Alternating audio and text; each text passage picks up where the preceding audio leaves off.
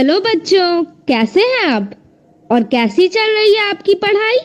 ये तो बहुत अच्छी बात है कि हम लोग प्रतिदिन सुबह 9 बजे से 10 बजे अपनी कॉपी और कलम के साथ मेरा दूरदर्शन मेरा विद्यालय कार्यक्रम देखने के लिए तैयार रहते हैं, जहां क्लास 6 से 8 की पढ़ाई होती है और साथ साथ कुछ अन्य रोचक जानकारियां भी हमें मिलती हैं। कार्यक्रम में बताई जा रही इम्पोर्टेंट पॉइंट्स को हम नोट भी करते हैं ताकि बाद में उनका रिवीजन कर सकें। और हाँ बच्चों, एक बात और, हम लोग जो भी चीजें मेरा दूरदर्शन मेरा विद्यालय कार्यक्रम में सीखते हैं उसका अध्ययन अपनी किताब में जरूर करें। इससे उन चैप्टर्स को हम पूरी तरह समझ पाएंगे। तो आज हम लोग सबसे पहले सुनेंगे बापू की पाती, जिसमें हम राष्ट्रपिता महात्मा गांधी के जीवन प्रसंग से जुड़ी बातों को सुनकर प्रेरणा पाते हैं। उसके बाद हम लोग पढ़ाई करेंगे गणित की, जिसमें सबसे पहले क्लास 6 में समझेंगे त्रिभुज, चतुर्भुज और वृत्त के बारे में। उसके बाद क्लास 7 में त्रिभुजों की सर्वांग समता का SAS प्रतिबंध चैप्टर का अध्ययन करेंगे। फिर क्लास 8 में सीखेंगे घन और घनमूल भाग 4 के बारे में। और अंत में जानेंगे कि इंस्पायर अवार्ड क्या है और इसमें कैसे भाग लिया जा सकता है। तो चलिए शुरू करते हैं आज की गणित की क्लास मेरा दूरदर्शन मेरा विद्यालय के साथ।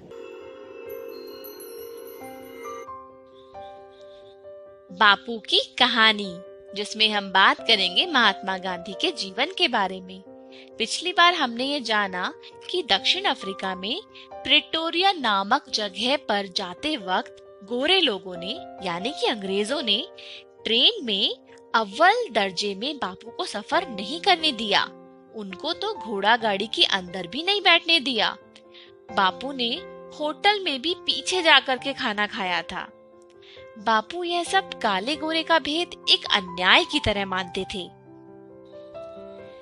प्रिटोरिया में मोहनदास का परिचय जाने माने हिंदुस्तानी व्यापारियों से होने लगा था। उन्होंने सभी भारतीय लोगों से मिलने की इच्छा जाहिर की। एक व्यापारी के घर हिंदुस्तानियों की सभा बुलाई गई। कई लोग आए। मोहनदास ने पहली बार ठीक से भाषण दिया, जिसके बाद बहुत से लोगों से बातचीत हुई। इस सभा में यह तय हुआ कि कुछ अनपढ़ लोग मोहनदास से अंग्रेजी सीखेंगे। ये कक्षाएं 8 महीने चली। मोहनदास का जीवन सामाजिक बनने लगा। दादा अब्दुल्ला के जिस मुकदमे में मदद देने वे आए थे वो भी चल रहा था। अनुभवी वकीलों के साथ काम करने से मोहनदास को वकालत समझ आने लगी। दोनों पक्षों में रिश्तेदारी थी। मोहनदास ने उन्हें समझाया कि अदालत में मामला चलता रहा तो जीतने वाले को भी बहुत लाभ नहीं होगा। उन्होंने सुझाया कि दोनों पक्ष अपने भरोसे के लोगों को पंच बना ले और फिर उनका किया समझौता मान ले। पंचों ने फैसला दादा अब्दुल्ला के पक्ष में किया, लेकिन मोहनदास ने उन्हें मनाया कि वे अपने रिश्तेदार को खूब सारा समय दें नुकसान की भरपाई के लिए, ताकि उसके व्यापार का दिवाला न निकल जाए। और फिर इस समझौते से दोनों पक्षों को सम्मान मिला। रिश्तेदारों में आपसी प्यार लौट आया। काम पूरा हो गया था। अब मोहनदास को स्वदेश लौटना था। दादा अब्दुल्ला अब उन्हें बहुत चाहने लगे थे। उन्होंने मोहनदास के सम्मान में एक सामूहिक भोज रखा। उस समय दक्षिण अफ्रीका में हिंदुस्तानियों के खिलाफ एक नया कानून आने वाला था। कुछ लोगों ने अब्दुल्ला सेठ से कहा कि आप गांधी भाई को रोक लीजिए, वो जैसे कहेंगे हम वैसे इस कानून से लड़ेंगे। और फिर देखते ही देखते भोजन सभा एकदम से आंदोलन के कार्यालय में बदल गई। गांधी भाई 1 महीने ही नहीं 1 साल के लिए नेटाल राज्य में रुक गए। उन्हें 20 व्यापारियों ने मिलकर पेशगी रकम दी और अपना वकील नियुक्त किया। भारतीय राष्ट्रीय कांग्रेस की तर्ज पर मोहनदास ने नेटाल इंडियन कांग्रेस का गठन सन 1894 में किया। हिंदुस्तानियों को कई जुल्म सहने पड़ते थे। रात को बिना पहचान पत्र वो बाहर नहीं निकल सकते थे और चुनाव में भी ज्यादातर भारतीय वोट नहीं डाल सकते थे। पर सबसे बुरे हाल तो अनपढ़ मजदूरों के थे। उनके गोरे मालिक उन्हें गुलामों की तरह रखते थे, जब चाहे पीट देते थे और उन पर नए कर भी लगाए जाते थे। ये मजदूर सन 1860 के बाद तमिलनाडु, आंध्रा और बिहार जैसे राज्यों से गन्ने की खेती के लिए आए थे। इनसे अग्रीमेंट यानी इकरारनामा होता था, इसीलिए ये गिरमिटिया कहलाने लगे। गांधी भाई का नाम सुनकर बाला सुंदरम नाम का एक मजदूर मोहनदास से मदद मांगने के लिए आ गया। उसके गोरे मालिक ने उसे बुरी तरह पीट दिया था और उसके 2 दांत तोड़ दिए थे। उसका इलाज कराकर मोहनदास उसे एक मजिस्ट्रेट के पास ले गए। उसकी मुक्ति हुई। गांधी भाई गिरमिटिया मजदूरों के नेता हो गए। अब मोहनदास की कांग्रेस के साथ तरह तरह के हिंदुस्तानी आ गए थे। अमीर और गरीब, हर धर्म के लोग, मुस्लिम, पारसी, हिंदू, ईसाई और तरह तरह की जुबानें, गुजराती, तमिल, भोजपुरी, तेलुगु, उर्दू और अंग्रेजी भी। क्योंकि अब मोहनदास की दोस्ती कुछ गोरों के साथ भी होने लगी थी। उनका सौम्य और संकोची व्यवहार लोगों का मन जीत लेता था। आज के लिए इतना ही। अगली बार हम देखेंगे कि गांधी जी ने दक्षिण अफ्रीका में अन्याय के खिलाफ और कौन कौन से काम किए। आज हम सीखेंगे ज्यामिति की निम्नलिखित अवधारणाएं।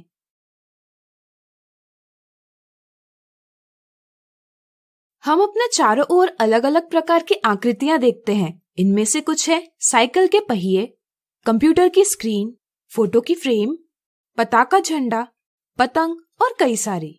ज्यामिति की समझ से हम वस्तुओं की आकृतियां बना सकते हैं। ऐसी आकृतियां अक्सर त्रिभुज यानी ट्रायंगल, चतुर्भुज यानी क्वाड्रिलैटरल, वृत्त यानी सर्किल इत्यादि के उपयोग से बनाई जाती हैं। तो चलिए इन आकृतियों को समझे। पहले हम जानेंगे त्रिभुज। त्रिभुज इस शब्द को तोड़कर हमें त्रि और भुज यह शब्द प्राप्त होते हैं। इन शब्दों से हम त्रिभुज का अर्थ लगा सकते हैं। त्रि यानी 3 और भुज यानी भुजाएं।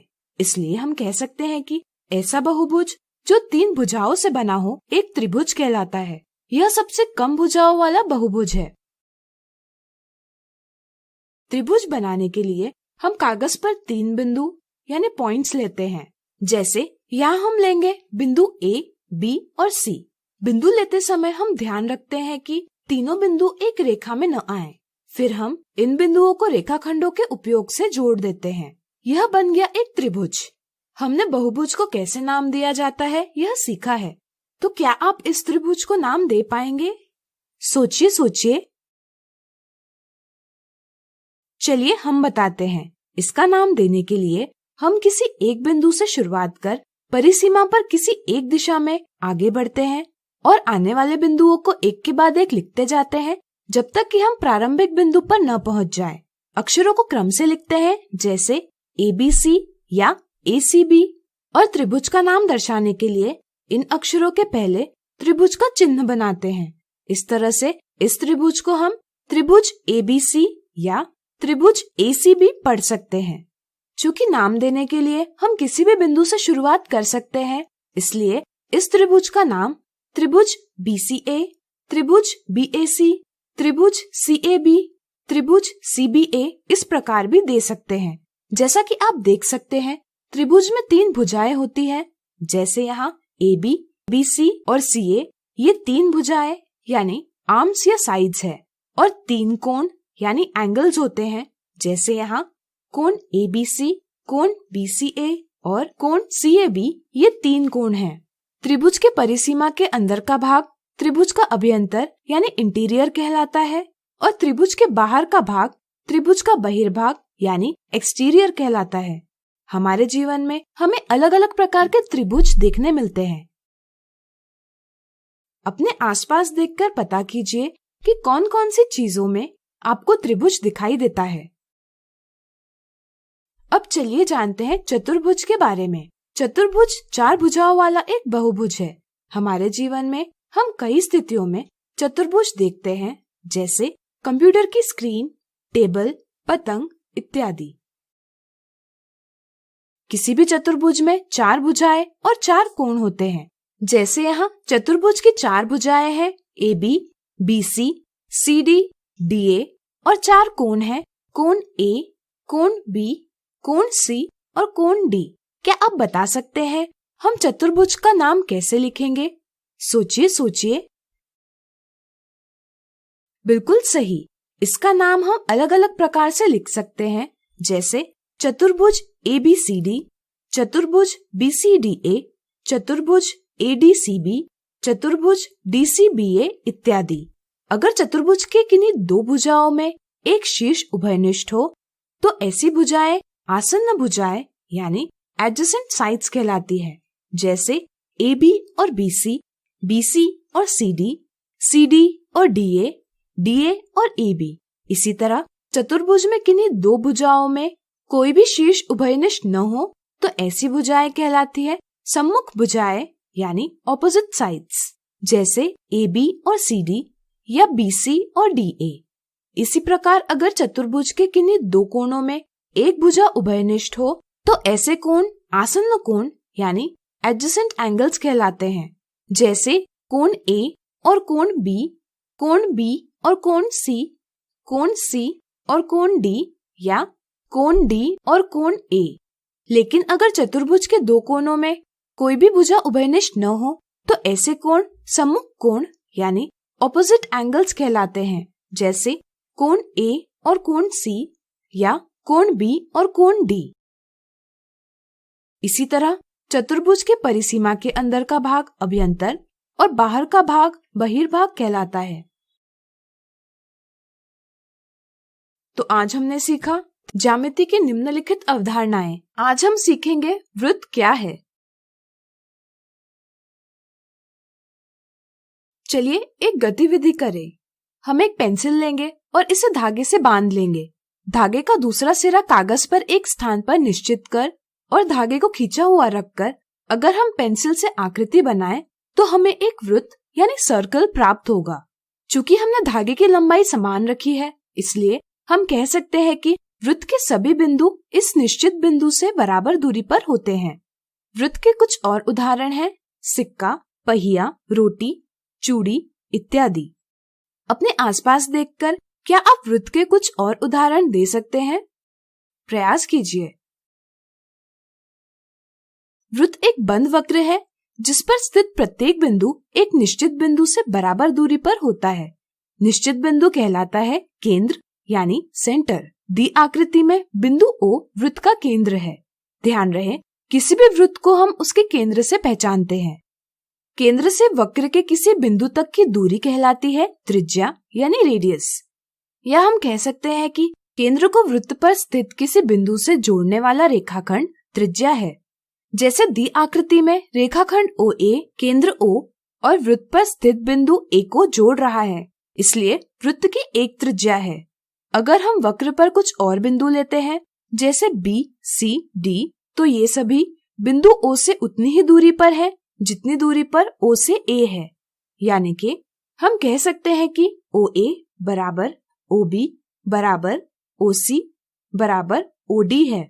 इसलिए हम कहते हैं कि वृत्त के वक्र पर प्रत्येक बिंदु केंद्र से बराबर दूरी पर होता है। यहाँ एक और खास बात है।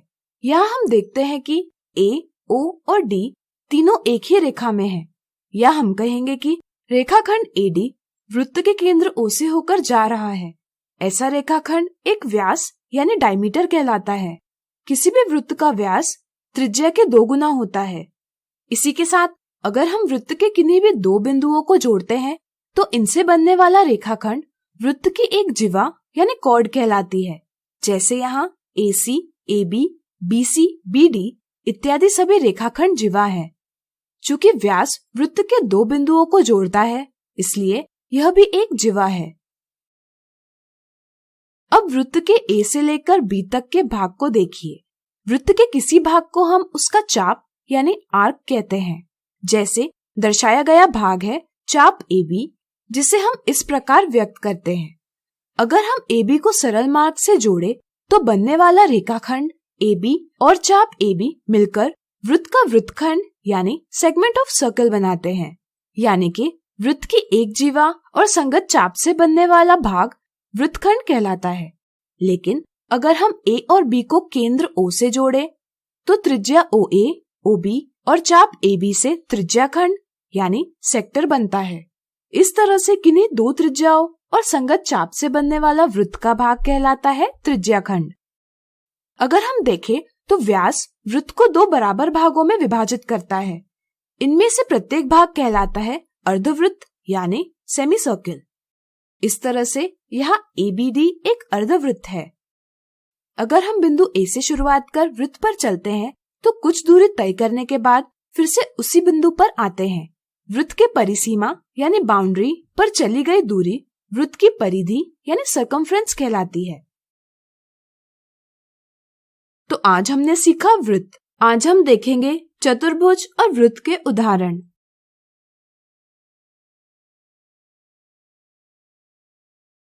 चतुर्भुज यानी क्वाड्रिलैटरल EFGH बनाकर ज्ञात कीजिए आसन्न भुजाओं यानी एडजेसेंट साइड्स के सभी युग्म, सम्मुख भुजाओं यानी ऑपोजिट साइड्स के सभी युग्म, सम्मुख कोणों यानी ऑपोजिट एंगल्स के सभी युग्म और आसन्न कोणों यानी एडजेसेंट एंगल्स के सभी युग्म। सबसे पहले हम चतुर्भुज EFGH बनाएंगे। इसके लिए हम कागज पर 4 बिंदु इस प्रकार लेंगे जिससे कि किन्हीं 3 बिंदु एक रेखा में नहीं आए। यदि वे एक रेखा में आते हैं तो इससे एक चतुर्भुज नहीं बनता। अब हम किसी एक दिशा में चलते हुए इन बिंदुओं को क्रमशः EFGH नाम देंगे। अब हम इन 4 बिंदुओं को सीधे मार्ग से जोड़कर चतुर्भुज EFGH बना लेंगे। चलिए आसन्न भुजाओं के युग्म पता करें। अगर चतुर्भुज के किन्हीं 2 भुजाओं में एक शीर्ष उभयनिष्ठ हो तो ऐसी भुजाएं आसन्न भुजाएं कहलाती है। चतुर्भुज EFGH में आसन्न भुजाएं हैं रेखाखंड EF और FG, FG और GH, GH और HE, HE और EF। अब चलिए पता करें सम्मुख भुजाओं के सभी युग्म। चतुर्भुज के किन्हीं 2 भुजाओं में कोई भी शीर्ष उभयनिष्ठ न हो तो ऐसी भुजाएं सम्मुख भुजाएं कहलाती है। चतुर्भुज EFGH में सम्मुख भुजाएं हैं EF और GH, FG और HE। इसी प्रकार हम सम्मुख कोणों के सभी युग्म भी पता कर सकते हैं। चतुर्भुज के 2 कोणों में कोई भी भुजा उभयनिष्ठ न हो तो ऐसे कोण सम्मुख कोण कहलाते हैं। जैसे कोण E और कोण G या कोण F और कोण H। अगर आसन्न कोणों के सभी युग्म पता करने हो तो यह जानना जरूरी है कि अगर चतुर्भुज के किन्हीं 2 कोणों में एक भुजा उभयनिष्ठ हो तो ऐसे कोण आसन्न कोण कहलाते हैं। जैसे कोण E और कोण F, कोण F और कोण G और कोण H या कोण H और कोण E।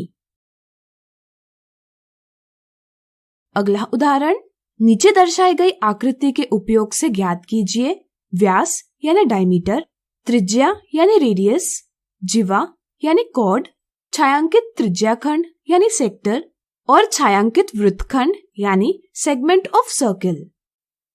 हमें पता है कि ऐसा रेखाखंड जो केंद्र से होकर वृत्त यानी सर्कल पर स्थित 2 बिंदुओं को जोड़ता है और वृत्त के दोनों समान भाग करता है उसे व्यास कहते हैं। इस वृत्त में QR व्यास है। त्रिज्या मतलब ऐसा रेखाखंड जो वृत्त पर स्थित बिंदु को उसके केंद्र से जोड़ता है। दिए वृत्त में कुल 4 त्रिज्याएं हैं। क्या आप बता सकते हैं वे कौन सी है? सोचिए। बिल्कुल सही, यह त्रिज्याएं हैं OQ, OR, OP और OS। वृत्त पर स्थित किन्हीं भी 2 बिंदुओं को जोड़ने वाले रेखाखंड को जीवा कहते हैं। इस वृत्त में रेखाखंड VT और QR जीवा है। क्या आप बता सकते हैं क्यों QR एक जिवा है जबकि यह एक व्यास है? सोचिए सोचिए। बिल्कुल सही, क्योंकि व्यास भी वृत्त पर स्थित किन्हीं दो बिंदुओं को जोड़ने वाला रेखाखंड है। लेकिन अगर हम देखें तो QR सबसे बड़ी जिवा है। इसी के साथ हम कह सकते हैं कि वृत्त में व्यास सबसे बड़ी जिवा है। त्रिज्याखंड किन्हीं भी दो त्रिज्याएं और संगत चाप से बनने वाला वृत्त का भाग कहलाता है। दिए वृत्त में त्रिज्या OS, OP और चाप SP से बनने वाला भाग त्रिज्याखंड है। वृत्तखंड वृत्त की एक जिवा और संगत चाप से बनने वाला वृत्त का भाग है। दिए वृत्त में जिवा VT और चाप VT से बनने वाला भाग एक वृत्तखंड है। आज हमने देखे चतुर्भुज और वृत्त के उदाहरण। कोरोना से डरे नहीं, एहतियात बरतें। वैसे तो स्वच्छता और व्यक्तिगत साफ सफाई हर समय जरूरी है, लेकिन अभी कोरोना महामारी फैलने के दौर में यह एकदम आवश्यक हो गई है। बस यह जानने की जरूरत है कि साफ सफाई करने के दौरान आप किन बातों के प्रति विशेष तौर पर सजग रहें। आइए इसे बिंदुवार समझ लें। हाथ को अच्छी तरह से साबुन पानी या हैंड वॉश से कम 20 सेकंड तक धोएं या अल्कोहल सैनिटाइजर से साफ करें। होटल या किसी कार्यालय में जाएं तो वहां उपलब्ध हैंड वॉशिंग प्रोटोकॉल के अनुसार अपने हाथों को साफ करें। कोरोना संक्रमित या कोरोना संदिग्ध व्यक्ति या खांस छींक रहे व्यक्ति से कम 1 मीटर की दूरी बनाए रखें। भीड़ भाड़ में मास्क लगाए रखें या मुंह नाक को ढक कर रखें। यदि घर में कोरोना संक्रमित व्यक्ति क्वारंटाइन में है तो उसके व्यक्तिगत उपयोग की चीजों जैसे बर्तन, ग्लास, कप, तौलिया, बिस्तर का इस्तेमाल न करें। फर्श और अन्य सतहों को घर में रोजाना प्रयोग किए जाने वाले ब्लीच घोल या फिनाइल से साफ करते रहें। शौचालय को भी घर में रोजाना प्रयोग किए जाने वाले ब्लीच घोल या फिनाइल से साफ करते रहें। ऑनलाइन सामान मंगाने पर डिलीवरी करने वाले व्यक्ति नियमित आने वाले घरेलू सामान जैसे दूध, अखबार इत्यादि के लिए सुरक्षात्मक तरीके अपनाएं। बस, ट्रेन, ऑटो, टैक्सी, दुकान के काउंटर के संपर्क में आने पर भी एहतियात बरतें। जनहित में जारी राज्य स्वास्थ्य समिति बिहार। अधिक जानकारी के लिए संपर्क करें टोल फ्री नंबर 104। आज हम सीखेंगे त्रिभुजों की सर्वांग समता का SAS प्रतिबंध।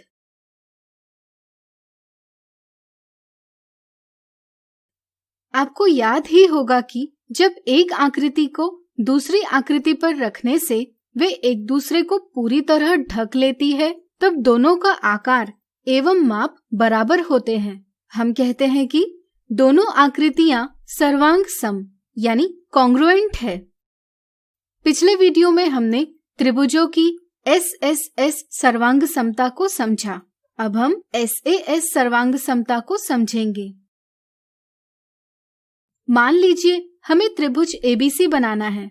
अगर आपको भुजा AB की लंबाई 6 सेंटीमीटर दी हो तो क्या सिर्फ एक भुजा की लंबाई से आप एक अद्वितीय यानी यूनिक त्रिभुज ABC का निर्माण कर पाएंगे? सोचिए सोचिए। चलिए हम बताते हैं। यहाँ हम अलग अलग प्रकार से त्रिभुज ABC बना सकते हैं, लेकिन हमें एक अद्वितीय त्रिभुज नहीं मिलता। जरा सोचिए, अगर आपको AB की लंबाई 6 सेंटीमीटर दी है और साथ ही साथ कोण ABC की माप 35 डिग्री दी है, तो क्या अब हम एक अद्वितीय त्रिभुज का निर्माण कर पाएंगे? सोचिए सोचिए। चलिए हम बताते हैं। दी हुई मापों के आधार पर हम त्रिभुज ABC का निर्माण इस प्रकार कर सकते हैं। अतः इस स्थिति में भी त्रिभुज ABC को अलग अलग प्रकार से बनाया जा सकता है, यानी कि हमें एक अद्वितीय त्रिभुज प्राप्त नहीं होगा। ऐसा इसलिए हुआ क्योंकि शीर्ष यानी वर्टेक्स C का स्थान निश्चित नहीं है, यानी कि त्रिभुज ABC की रचना करने के लिए पर्याप्त सूचना नहीं दी हुई है। लेकिन अगर हमें दो भुजाएं और उनके बीच के कोण की माप ज्ञात हो तो हम एक अद्वितीय त्रिभुज जरूर बना सकते हैं। जैसे मान लीजिए हमें AB बराबर 6 सेंटीमीटर, कोण ABC बराबर 35 डिग्री और BC बराबर 5 सेंटीमीटर दिया है। इस स्थिति में हम पहले 6 सेंटीमीटर लंबाई वाला रेखाखंड AB खींचेंगे। फिर हम चांदे के उपयोग से कोण ABC बनाएंगे, जिसका माप 35 डिग्री है। प्राप्त किरण पर बिंदु C का स्थान ज्ञात करने के लिए हम प्रकार में 5 सेंटीमीटर की दूरी लेंगे और नुकीला सिरा B पर रखकर किरण को काटता चाप खींचेंगे। चाप और किरण के प्रतिच्छेद से हमें बिंदु C प्राप्त होगा। हम बिंदु A और C को जोड़कर त्रिभुज ABC बना लेंगे। चाहे हम कितनी भी बार दिए मापों से त्रिभुज ABC बनाएंगे, तो हर एक स्थिति में हमें सर्वांगसम त्रिभुज यानी कॉन्ग्रुएंट ट्रायंगल्स प्राप्त होंगे। इस समझ का प्रयोग हम सर्वांगसम त्रिभुजों की जांच के लिए करते हैं। यदि एक सुमेलन के अंतर्गत पहले त्रिभुज की 2 भुजाएं और उनके बीच का कोण दूसरे त्रिभुज की संगत यानी करस्पॉन्डिंग 2 भुजाओं और उनके बीच के कोण के बराबर हो, तो वे दोनों त्रिभुज सर्वांगसम होते हैं। सर्वांगसमता के इस प्रतिबंध को भुजा कोण भुजा सर्वांगसमता यानी कि साइड एंगल साइड सर्वांगसमता कहा जाता है, जिसे संक्षेप में SAS सर्वांगसमता कहते हैं। जैसे यहाँ 2 त्रिभुज दिए हैं।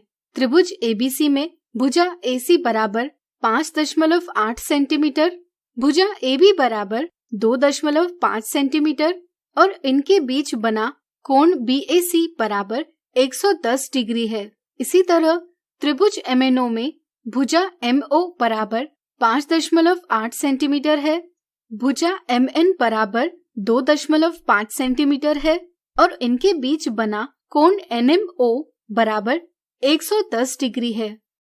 चूंकि यहाँ त्रिभुज ABC की 2 भुजाएं और उनके बीच का कोण दूसरे त्रिभुज MNO की संगत 2 भुजाओं और उनके बीच के कोण के बराबर है, इसलिए ये दोनों त्रिभुज सर्वांगसम है। अगर हम इनमें से किसी एक को दूसरे पर रखेंगे और समायोजित करेंगे, तो हम देखते हैं कि वे एक दूसरे को पूरी तरह से ढकते हैं। इससे यह सत्यापित होता है कि त्रिभुज ABC और त्रिभुज MNO सर्वांगसम है। अब इन 2 त्रिभुजों को देखिए। त्रिभुज ABC में भुजा AC बराबर 5.8 सेंटीमीटर, भुजा AB बराबर 2.5 सेंटीमीटर और इनके बीच बना कोण BAC बराबर 110 डिग्री है। त्रिभुज PQR में भुजा PQ बराबर 5.8 सेंटीमीटर, भुजा PR बराबर 2.5 सेंटीमीटर और कोण PRQ बराबर 110 डिग्री है। लेकिन फिर भी ये दोनों त्रिभुज सर्वांगसम नहीं है। क्या आप इसका कारण बता पाएंगे? सोचिए सोचिए। बिल्कुल सही, क्योंकि यहाँ कोण PRQ भुजा PQ और PR के बीच का कोण नहीं है, जिससे हमें पता चलता है कि दोनों त्रिभुजों में संगत कोणों के माप बराबर नहीं है। 2 त्रिभुजों में सर्वांगसमता के लिए पहले दोनों त्रिभुजों की संगत भुजाएं यानी करस्पॉन्डिंग साइड्स एवं संगत कोण यानी करस्पॉन्डिंग एंगल्स बराबर होने चाहिए। चूंकि यहाँ संगत कोण बराबर नहीं है, इसलिए दोनों त्रिभुज सर्वांगसम नहीं है। अब आपको SAS सर्वांगसमता की समझ बन गई होगी। आज हमने सीखा त्रिभुजों की सर्वांगसमता का SAS प्रतिबंध। आज हम देखेंगे त्रिभुजों की सर्वांगसमता के SAS प्रतिबंध से संबंधित कुछ मजेदार उदाहरण।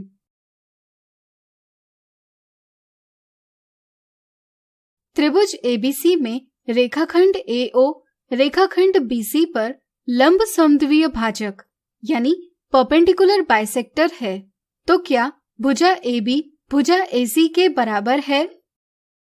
ऐसे सवालों को हल करने के लिए एक रफ आकृति बनाना हमेशा सहायक सिद्ध होता है। यहाँ हमें दिया गया है कि रेखाखंड AO रेखाखंड BC पर लंब समद्विय भाजक है। क्या आप बता सकते हैं इसका क्या अर्थ है? सोचिए सोचिए। चलिए हम बताते हैं। इसका अर्थ है रेखाखंड AO रेखाखंड BC के साथ समकोण बनाता है तथा यह BC को 2 बराबर भागों में बांटता है। इस तरह से यहाँ O BC का मध्य बिंदु है। इस जानकारी के आधार पर हम त्रिभुज ABC की रफ आकृति इस प्रकार बना सकते हैं। त्रिभुज ABO और त्रिभुज ACO में हम देखते हैं कि OB बराबर OC है क्योंकि O भुजा BC का मध्य बिंदु है। AO बराबर AO है क्योंकि यह दोनों त्रिभुजों की उभयनिष्ठ यानी कॉमन भुजा है। और कोण AOB बराबर कोण AOC बराबर 90 डिग्री है क्योंकि रेखाखंड OA भुजा BC पर लंब है। इसलिए यहाँ हम सुमेलन लिख सकते हैं। इसलिए सर्वांग समता के SAS प्रतिबंध के अंतर्गत हम कह सकते हैं कि त्रिभुज ABO त्रिभुज ACO से सर्वांग सम है।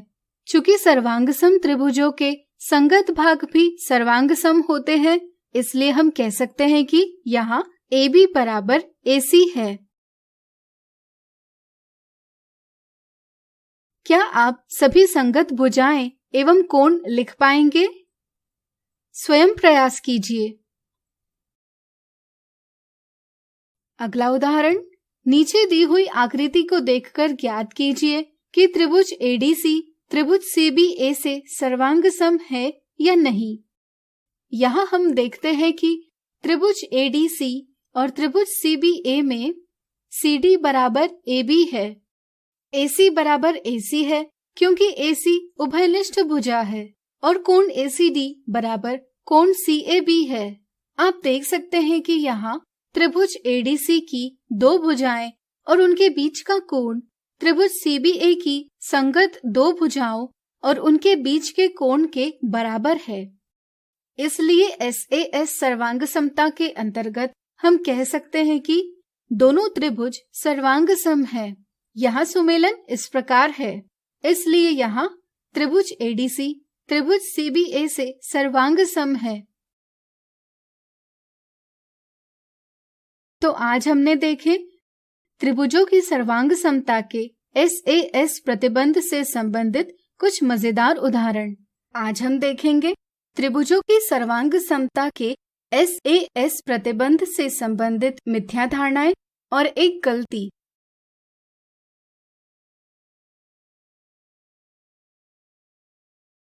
मिथ्या धारणा 1, त्रिभुजों के दर्शाए गए युग्मों यानी पेयर्स में से कौन सा युग्म SAS सर्वांग समता प्रतिबंध के अंतर्गत सर्वांग सम यानी कॉन्ग्रुएंट है।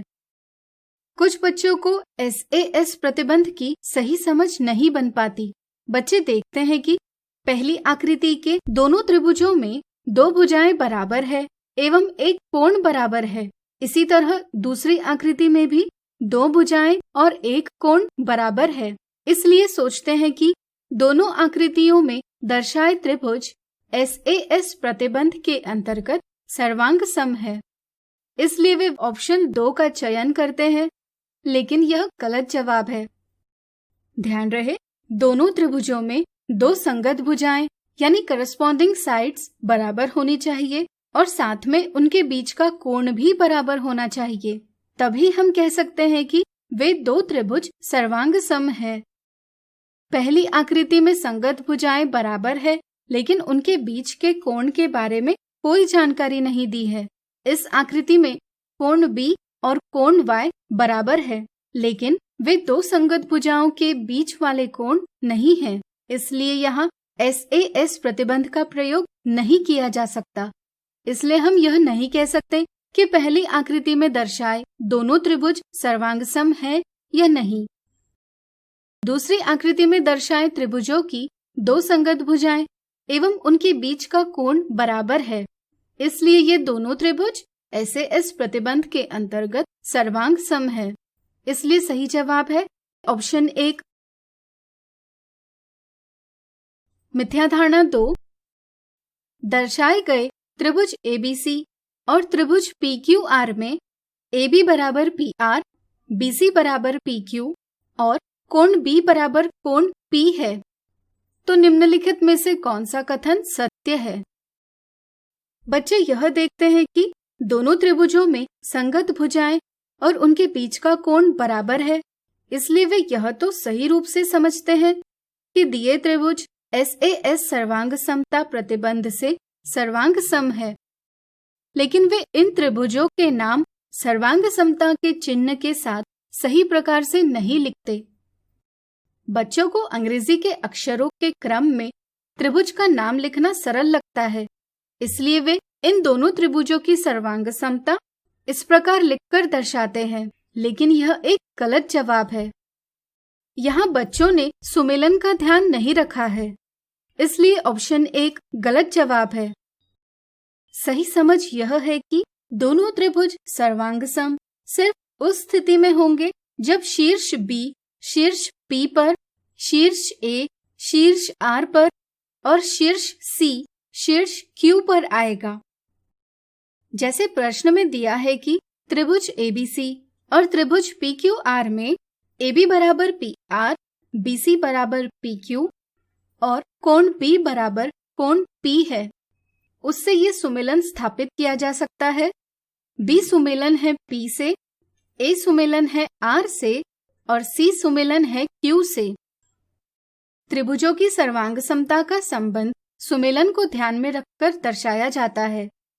जैसे यहाँ हम लिख सकते हैं, त्रिभुज CAB त्रिभुज QRP से सर्वांग सम है, इसलिए यहाँ सही जवाब है ऑप्शन 2।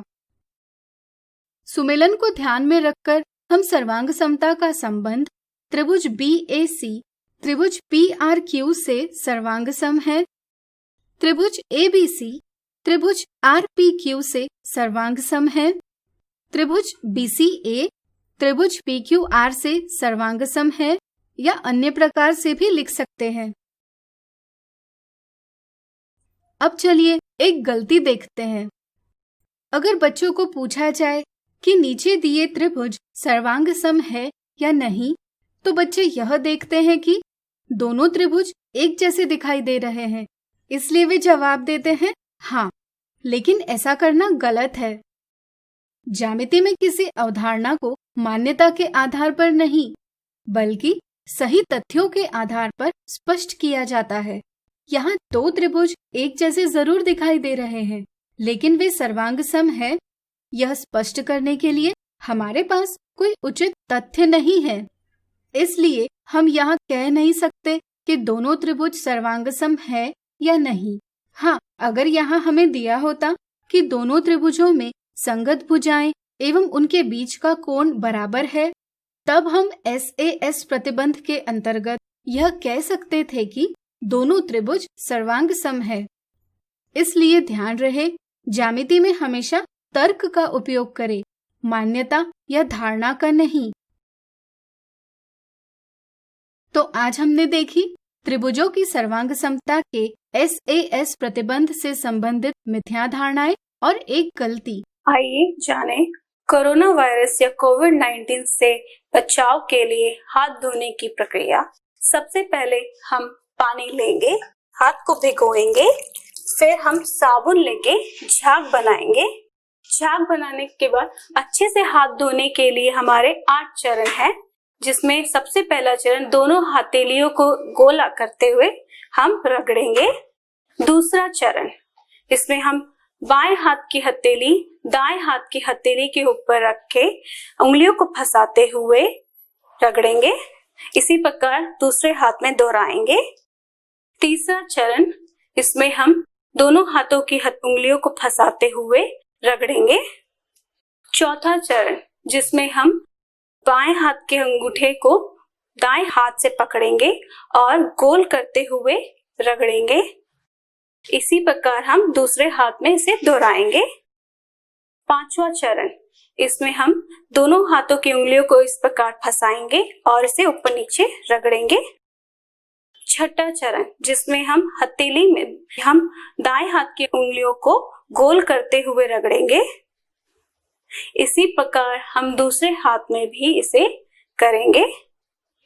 सातवां चरण, जिसमें हम कलाई को रगड़ेंगे नीचे की तरफ। इसी प्रकार हम दूसरे हाथ में भी दोहराएंगे।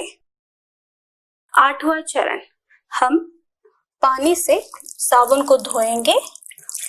यह प्रक्रिया हम 20 सेकंड तक अच्छी तरह से करेंगे। फिर हम किसी साफ टॉवल और टिश्यू से हाथों को पोंछ लेंगे। नमस्कार दोस्तों, आज के इस वीडियो में आपका स्वागत है। आज हम घन और घनमूल भाग 4 के बारे में पढ़ेंगे। आज के इस वीडियो में हम सबसे पहले ऋणात्मक पूर्ण घन संख्याओं का घनमूल निकालना सीखेंगे।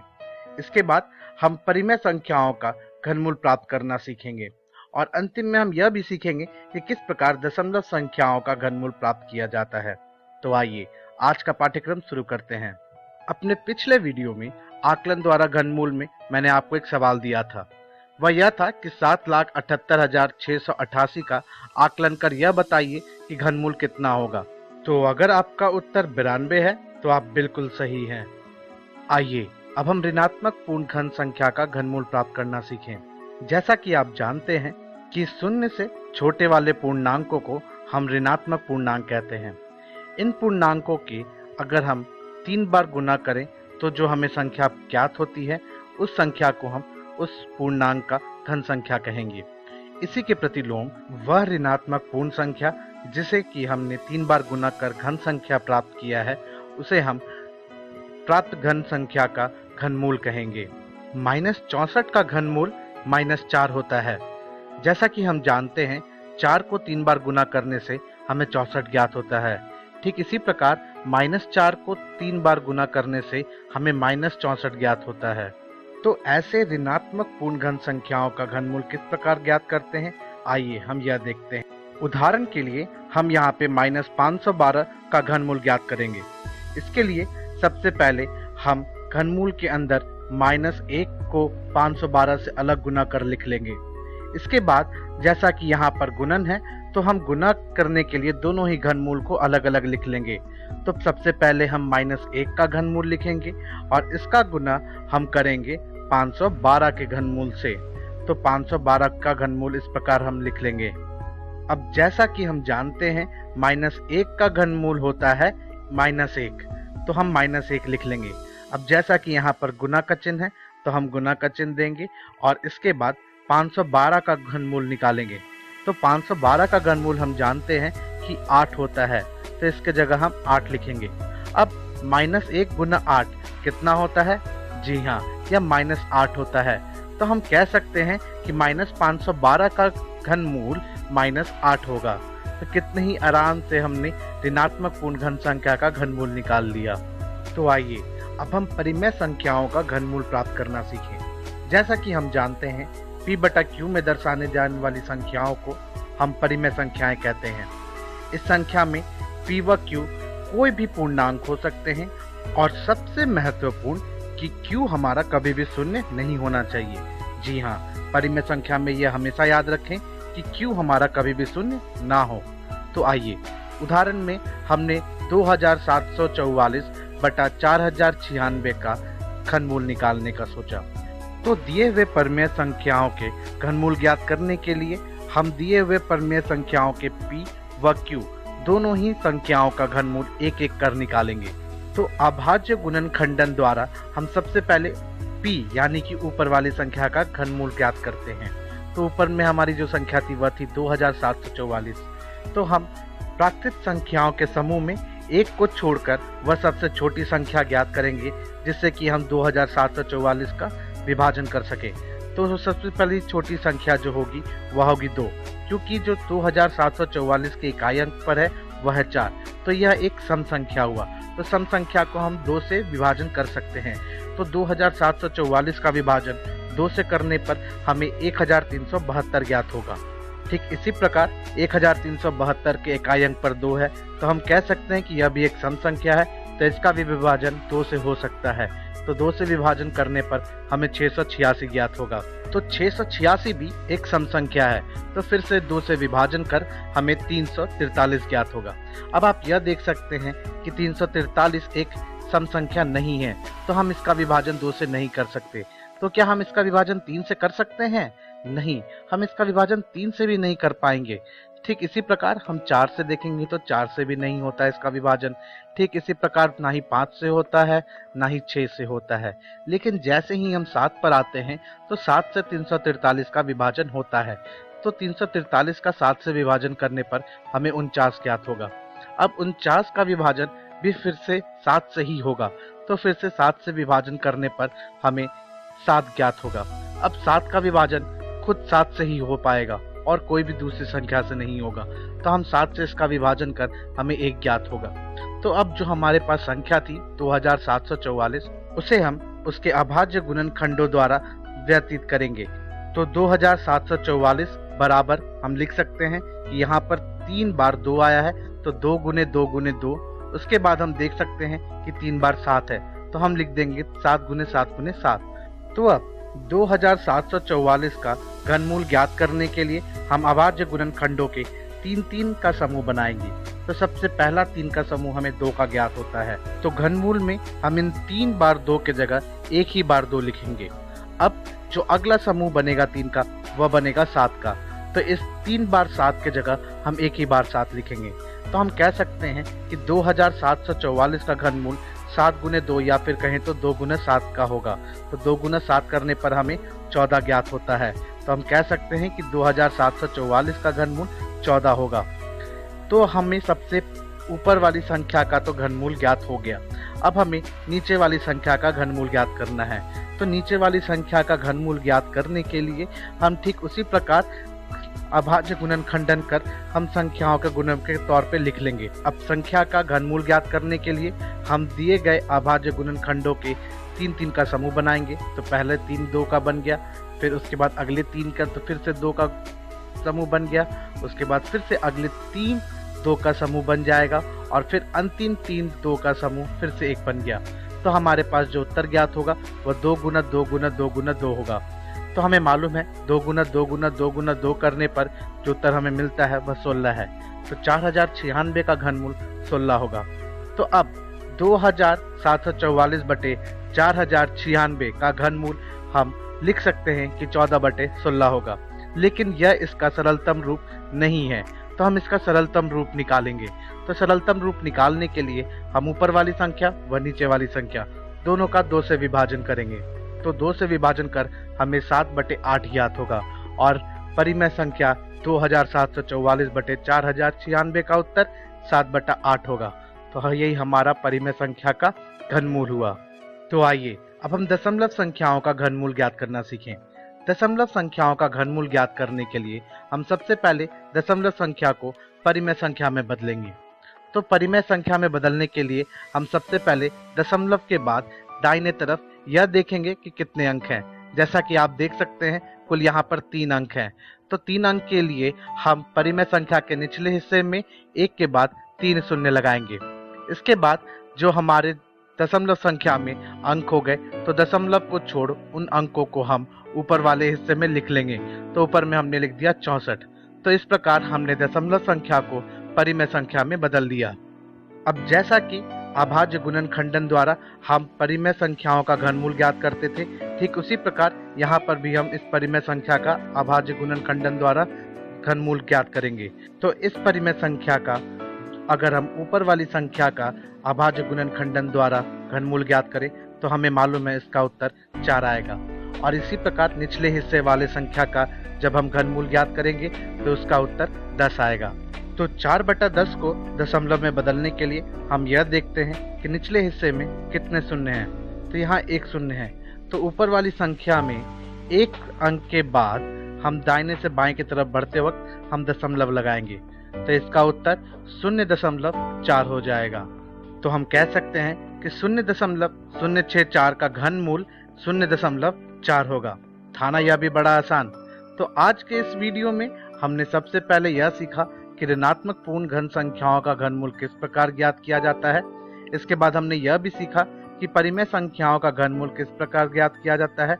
और अंतिम में हमने यह जाना कि दशमलव संख्याओं का घनमूल किस प्रकार ज्ञात कर सकते हैं। अब अपनी अगली वीडियो में हम घातांक और घात के बारे में सीखेंगे। तो हम अपनी अगली वीडियो में मिलते हैं। चलिए बच्चों, अब हम कुछ प्रश्नों को देखते हैं। प्रश्न 1, -125 का क्यूब रूट क्या होगा? ऑप्शंस हैं ए 5, बी 15, सी -5 या डी -15। सही उत्तर है ऑप्शन सी -5। प्रश्न 2, 27/3375 का क्यूब रूट क्या होगा? ऑप्शंस हैं ए 3/25, बी 9/15, सी 3/5 या डी 1/5। सही उत्तर है ऑप्शन डी 1/5। प्रश्न 3, 0.343 का क्यूब रूट क्या होगा? ऑप्शंस हैं ए 0.7, बी 0.3, सी 0.9 या डी 0.11। सही उत्तर है ऑप्शन ए 0.7। प्रश्न 4, -4 गुना -4 गुना -4 क्या होगा? ऑप्शंस हैं ए 64, बी -64, सी 32 या डी -32। सही उत्तर है ऑप्शन बी -64। प्रश्न 5, -0.125 का क्यूब रूट क्या होगा? ऑप्शंस हैं ए -1.25, बी -0.25, सी -0.1 या डी -0.5। सही उत्तर है ऑप्शन डी -0.5।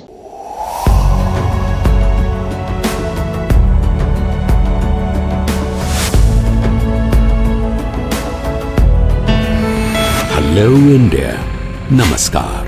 पेरेंट्स के लिए बच्चों को अवार्ड्स मिलने की खुशी सबसे अधिक होती है, और अगर ये अवार्ड्स ऐसे आइडिया इनोवेशन के लिए मिले जो दूसरों की जिंदगी को आसान बना दे, तो ये और भी बढ़ जाती है। देश भर के हजारों बच्चे विज्ञान पर आधारित अपने आइडिया इनोवेशन के लिए पहचान और सम्मान पा रहे हैं और नए भारत के निर्माण का हिस्सा बन रहे हैं। आप भी 6ठी से 10वीं कक्षा में पढ़ रहे अपने बच्चों को DST और NIF द्वारा आयोजित इंस्पायर अवार्ड्स मानक में भाग लेने के लिए प्रेरित करें। अधिक जानकारी के लिए गूगल करें इंस्पायर अवार्ड्स मानक।